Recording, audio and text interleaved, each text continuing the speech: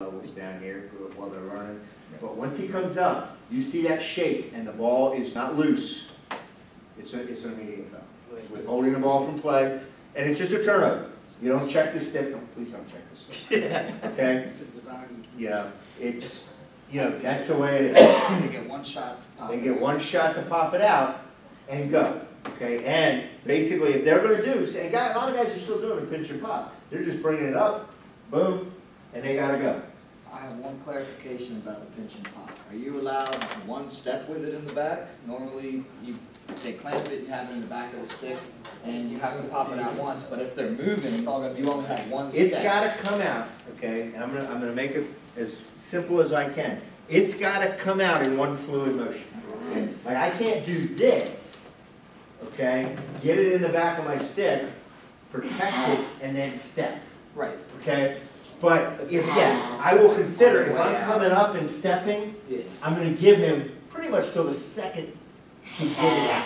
Right. Okay? Because I can't see that. I'm pretty good. Yeah. Okay. As long as it's like one motion, they're trying to get it out immediately. And I'm still using contacts from 5 years ago because I paid for them, so I'm not that good. All right. Right? So, but if you will see occasionally now the guy pops it, and the other player's all of a sudden right here, and he can't do anything with it, and he's standing there with it in the back of the stick. No. Okay? It's got to, once his motion stops, he's done. So, like, to answer your question, what we kind of taught guys last year, boom, that ball better be coming out before this hits the ground. I mean, if it's still here, and I come down, That was the biggest bone of contention when I was last coaching, is that officials wouldn't be consistent with, is it one step, is it one motion, and it was like this, when they were changing those rules, it was like this whole... It's going to get better, but it's still, I mean, I work with a guy down in Baltimore, he's a very good college official. You clamp down on that ball, and pretty much, if the ball's not out, he blows the whistle. It's even frustrating as his partner. I like to give a little more. Again, that's where you try to be and teach consistency. And again, some of that, and we'll talk more as we get into game management. Some of that's just level of play. It's kind of no fun if you got two, lower level varsity JV kids, youth kids. They're both kind of figuring it out, but every single time you have to call a violation because technically they violated. That's different, So it becomes a level of play. So. As far as it coming out, I wouldn't get much past, if it's not out and back in the other side of the stick by the time you get here, pretty much you got to turn it over. Okay.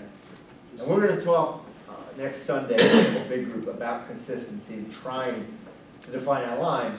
And honestly, and if you guys who've officiated before, every guy kind of has their own thing. We try to get rid of as much of that as possible, but you also, we're not robots. So, if somebody's really way off the rest of the group, then it looks bad. Right. So, but there was, as we've gotten rid of, pinch and pop and all that, there's been different definitions. And the other thing too, honestly, 2 years ago when they took it out of the game, there was a problem. Kids had thousands and thousands and thousands of dollars to these gurus to learn how to do that. Yeah. And all of a sudden now you're going to tell them you can't do that. Right. So I'm kind of like, especially in a high school, mid-level game, you got to give a little bit. Sure. Especially if as they're moving, to me, they're working to get the ball out. If they're doing this, they get it up and they come out and they protect. Yeah. And then they come out. Maybe in a higher level game. Higher level game, man, it should be scooping out. It should be fast. Yeah.